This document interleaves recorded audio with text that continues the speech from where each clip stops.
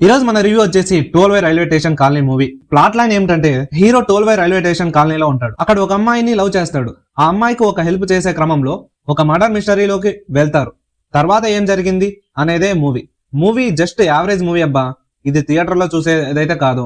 So movie plot line బాగున్నా ఇది తీసే వాళ్ళు సరిగ్గా అర్థం కాని విధానంతో పూర్ రైటింగ్ తో తీసారనమాట. సో సినిమా ఏంటబ్బా, సినిమా ఒక్క నరేష్ గారు తప్ప ఇందులో ఎవరు ఫోకస్ గా చేసినట్టు అనిపించలే.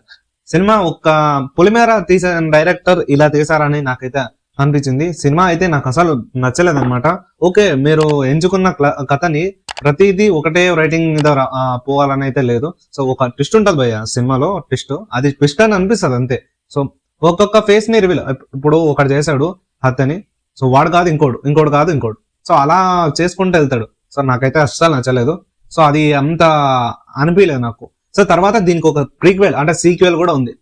ఎందుకు అంటే ఒకటే ఆ మూవీలో చూపలేరా? సో సినిమానే బాగాలేదు, తర్వాత నువ్వు ఇంకొక సీక్వెల్ చూపిస్తే ఎవరు చూస్తారు? నిజంగా తెలుసా, ఈ మధ్య కాలంలో మన నరేష్ గారికి ఒక హిట్ కూడా కావట్లేదు. ఒకవేళ తనదే తప్పైతే ఎందుకు నరేష్ గారు ఇలా పూర్ స్క్రిప్ట్ తీసుకుంటున్నారు?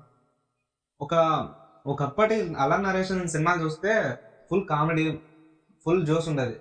అప్పట్లో ఒక నరేష్ మూవీస్ అంటే అరే ఫ్యామిలీతో చూసే మూవీస్ అలా అనిపించేది. ఇప్పుడు ఈ సినిమా అయితే కొన్ని సీన్స్ ఉన్నాయి భయ్య ఎక్స్పోజింగ్, అంటే హీరోయిన్వి. సో ఆ ఒక్కటే పర్టికులర్ చూపించేస్తే తర్వాత ఇంకంతా మూవీని ఫ్యామిలీతో చూడొచ్చు. ఓటీటీలోకి వచ్చాక సినిమా చూడండి. ఇంకా ఈ మూవీ రివ్యూ ఉంది అనమాట. సో ఓకే, సినిమా రివ్యూ నీకు నచ్చితే, నా కష్టం నీకు నచ్చితే కింద సబ్స్క్రైబ్ ఒక బటన్ ఉంటుంది, సబ్స్క్రైబ్ చేసి లైక్ చేయి. Thank you for watching. జై హింద్.